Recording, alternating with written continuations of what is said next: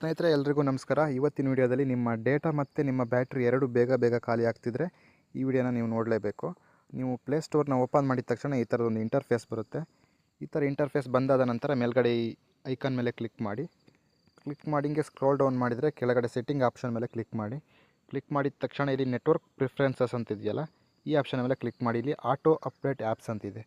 ಈ ಆ್ಯಪ್ ಇದ್ರ ಮೇಲೆ ಕ್ಲಿಕ್ ಮಾಡಿದ ತಕ್ಷಣ ಇಲ್ಲಿ ತೋರಿಸುತ್ತೆ update all apps over wifi or mobile data ಅಂತ ಸುಮಾರು ಆಪ್ಷನ್ ತೋರಿಸುತ್ತೆ. ಇದರಲ್ಲಿ ನೀವು ಡೋಂಟ್ ಆಟೋ ಅಪ್ಡೇಟ್ ಆ್ಯಪ್ಸ್ ಅಂತ ಇದ್ರ ಮೇಲೆ ಸೆಲೆಕ್ಟ್ ಮಾಡ್ಕೊಬೇಕು. ಯಾಕಂತ ಹೇಳಿದರೆ ನಿಮ್ಮ ಬ್ಯಾಕ್ಗ್ರೌಂಡಲ್ಲಿ ನಿಮ್ಮ ಆ್ಯಪ್ಸ್ಗಳು ಅಪ್ಡೇಟ್ ಆಗ್ತಾ ಇರುತ್ತೆ.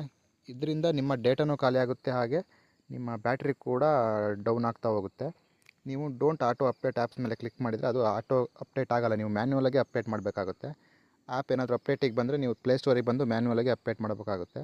ಇಲ್ಲ ಅಂತ ಹೇಳಿದ್ರೆ ಬ್ಯಾಕ್ಗ್ರೌಂಡಲ್ಲಿ ಆಟೋ ಅಪ್ಡೇಟ್ ಆಗ್ತಾನೆ ಇರುತ್ತೆ. ನಿಮ್ಮ MBಗಳು ಬೇಗ ಖಾಲಿ ಆಗುತ್ತೆ, ಡೇಟಾನು ಖಾಲಿ ಆಗುತ್ತೆ, ಅದರ ಜೊತೆಗೆ ನಿಮ್ಮ ಬ್ಯಾಟ್ರಿ ಕೂಡ ಡೌನ್ ಆಗುತ್ತೆ. ದಯವಿಟ್ಟು ಈ ಇನ್ಫಾರ್ಮೇಷನ್ ಯೂಸ್ ಆಗಿದ್ದಲ್ಲಿ ಚಾನಲ್ನ ಸಬ್ಸ್ಕ್ರೈಬ್ ಮಾಡ್ಕೊಳ್ಳಿ.